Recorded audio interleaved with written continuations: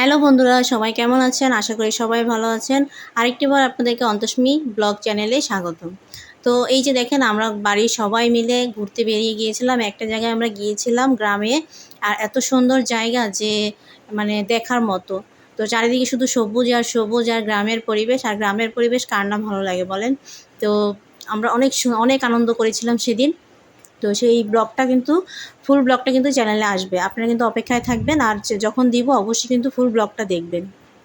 আর আমাদের ব্লগগুলো কেমন লাগছে অবশ্যই ওরে কিন্তু বাবা! কমেন্ট করে কি জানাবেন।